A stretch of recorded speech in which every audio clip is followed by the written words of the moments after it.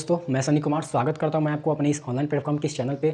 और जैसे कि आप लोगों को पता होगा कि मैं पिछले क्लासेस से आपको सॉलिड चैप्टर नंबर फर्स्ट का जो हूं वो इंपॉर्टेंट ऑब्जेक्टिव जो हूं मैं आपको दे रहा हूं। और पिछले 2 वीडियो में मैंने आपको 10 क्वेश्चन करवाया हूं, जिसमें मैं पहले वीडियो में 5 क्वेश्चन और दूसरे वीडियो में मैंने 5 क्वेश्चन करवाया हूँ।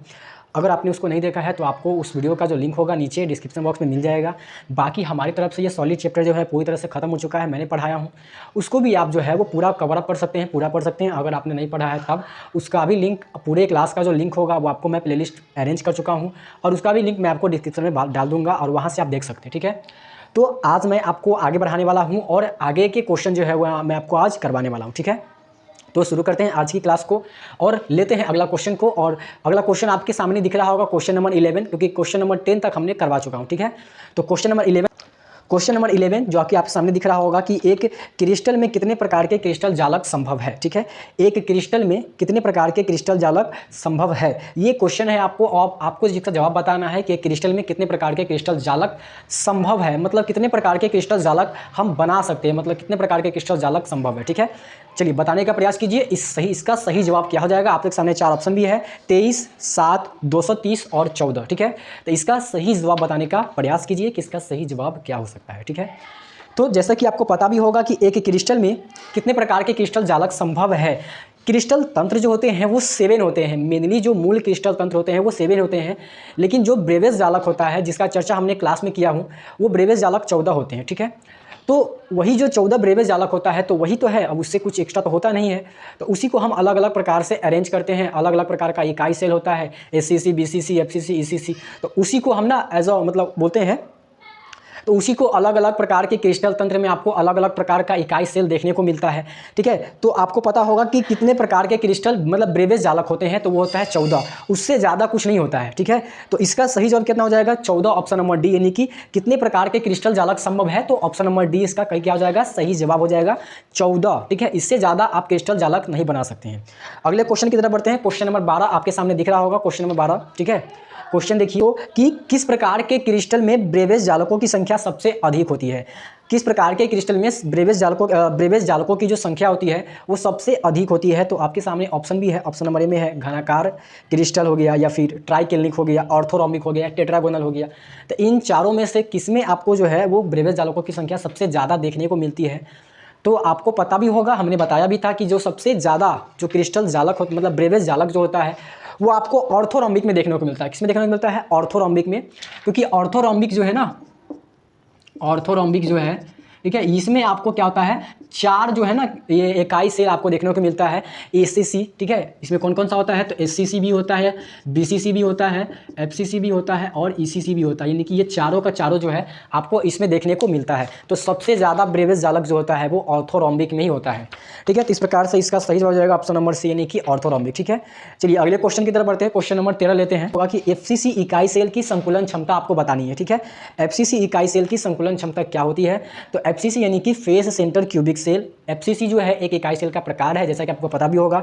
अब इसमें संकुलन क्षमता कितनी होती है, तो इसका सिंपल जवाब है, आपको पता भी होगा कि 54%। इसका ऑप्शन देख लीजिए, ऑप्शन है 54%, 64%, 74% और 84%। इसमें से आपको सही जवाब जो है वो आपका है ऑप्शन नंबर सी। ठीक है, ऑप्शन नंबर सी जो है इसका क्या है, सही जवाब है 74%। 74% जो है इसका क्या होता है, संकुलन क्षमता होता है एफसीसी का। क्यों होता है, क्योंकि सबसे ज़्यादा संकुलन क्षमता जो है वो यही होता है, 74% एफसीसी का ही होता है। इससे कम होता है 68% बीसीसी का, और सबसे कम होता है एससीसी का 52.4%। ठीक है, याद करने का सिंपल तरीका भी है।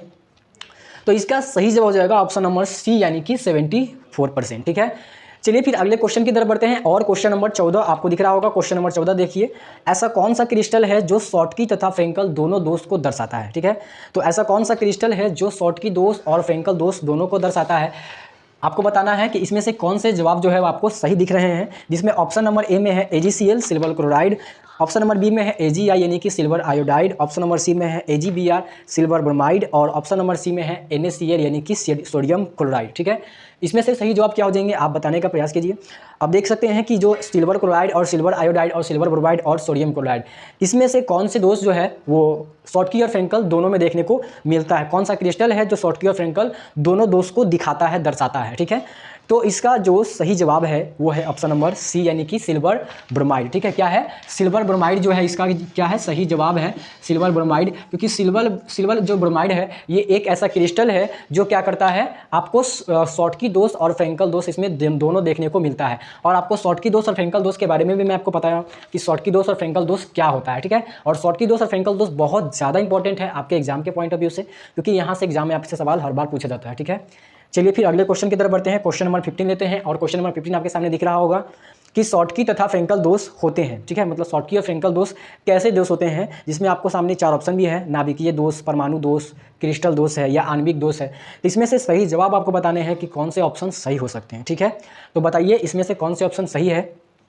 और हाँ दोस्तों, आप अगर क्लासेस को अटेंड करते हैं तो आपको आपकी तरफ से आंसर भी आना चाहिए, उसको आप कमेंट बॉक्स में लिख सकते हैं, और जो भी आपको लाइव चैट आपको मिलता है उसमें भी आप बता सकते हैं। ठीक है, तो आपको हर वो चीज़ आपको फैसिलिटी मतलब यहाँ पे है, तो आपको उसका फ़ायदा उठाना है। ठीक है, चलिए तो फिर इसमें इसका सही जवाब क्या हो जाएगा? शॉटकी और फ्रैंकल दोष जो होते हैं वो क्या होते हैं, तो आपको पता होगा शॉटकी और फ्रैंकल हमने क्रिस्टल के दोष में पढ़ा था, क्योंकि ये एक प्रकार का क्या है, क्रिस्टल दोष है। ठीक है, क्या है? क्रिस्टल दोष है, क्रिस्टल में ये दोष देखने को मिलता है। तो शॉटकी और फ्रैंकल क्या है, तो ये क्रिस्टल का दोष है। क्या है? क्रिस्टल डिफेक्ट है, ये क्रिस्टल दोष है। तो इसका सही जवाब क्या हो जाएगा? ऑप्शन नंबर सी, यानी कि क्रिस्टल दोष। ठीक है, तो इस प्रकार से हमने आज 5 क्वेश्चन और कर लिए हैं, तो टोटल हमने 15 क्वेश्चन कर लिए हैं। देखिए जितने भी क्वेश्चन मैं आपको करवा रहा हूँ वो सारे के सारे इंपॉर्टेंट है, और आपने पूरे क्लासेस को देखिए, पूरे ऑब्जेक्टिव देखिए, और इसको एज अ लिखते भी चलिए। ठीक है, और आपको इसका पीडीएफ चाहिए तो आपको नीचे यहाँ व्हाट्सएप नंबर सो रहा होगा, इस मैसेज करना है, और आप ग्रुप को भी ज्वाइन कर सकते हैं। टेलीग्राम ग्रुप का भी लिंक आपको डिस्क्रिप्शन बॉक्स में मिल जाएगा, सबको ज्वाइन कर लीजिए ताकि आपको हर चीज़ जो है वो आपको अपडेट रहे, आप किसी भी चीज़ में पीछे नहीं छूटे। ठीक है, तो फिर हम लोग मिलते हैं अगले क्लास में अगले क्वेश्चन के साथ, तब तक के लिए बाय, टेक केयर, जय हिंद।